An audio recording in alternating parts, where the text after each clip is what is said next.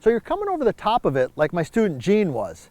Well, that's until I gave him the magical phrase and did two things in his golf swing, and he immediately started hitting a nice high draw. I'm going to tell you what that phrase is and what we did to help him turn the slice into a high draw. Now, the phrase that I gave him, and this is a magical phrase, and I would write this down, and that is that you want to swing towards the curve. Let me say that again. Swing towards the curve, all right? So if you're a right-handed golfer, and you are slicing the golf ball, okay, you're slicing the golf ball, you have got to learn to swing the club towards the curve, i.e. towards the right. The more you swing the club to the right, the more the ball is going to draw, right? But if you're coming over the top like Gene was, out and across, you are swinging the club what direction? To the left.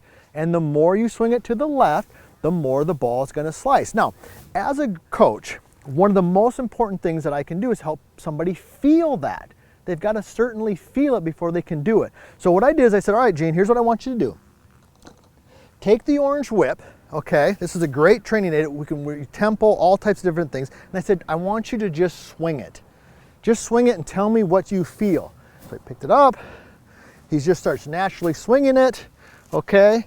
All right? And what actually happened immediately is the club started dropping to the inside because of the weighting. The orange whip is weighted with more weight here, counterbalance here. The club, the i.e. orange whip, naturally falls to the inside.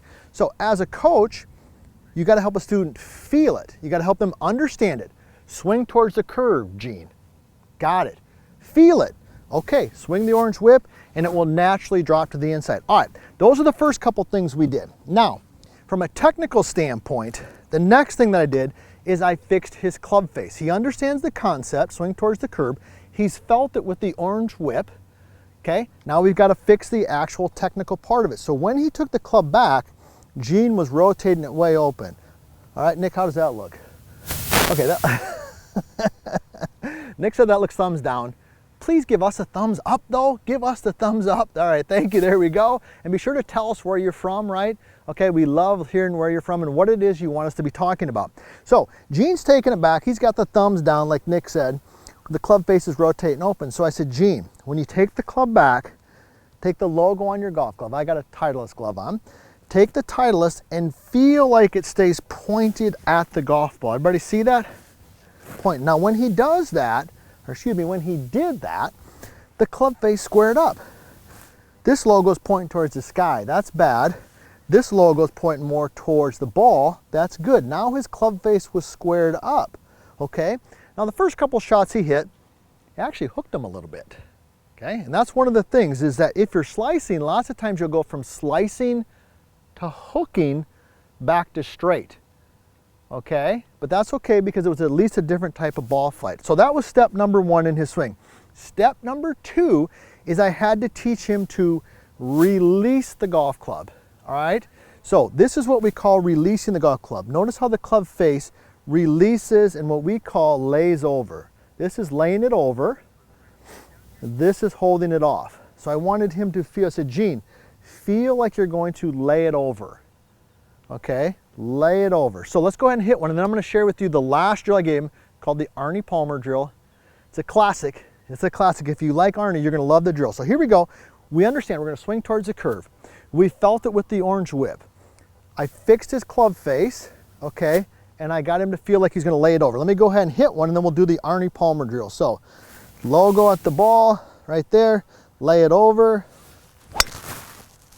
All right, I hope you got that one, Nick, because that was a nice high draw. No slice in that bad boy right there. Now, the Arie Palmer drill is this. Do you remember watching Arie? I don't know if any of you out there ever got a chance to see him in person, put it in the comments. I got a chance to see him once or twice. Legend.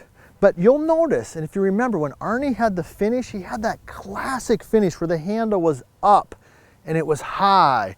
And it was kind of up here like this, right? He didn't have a low rounded finish. It was a nice high finish. So I said, all right, Gene, let's do the Arie Palmer drill. When you come through, lay it over, but give me the Arie finish.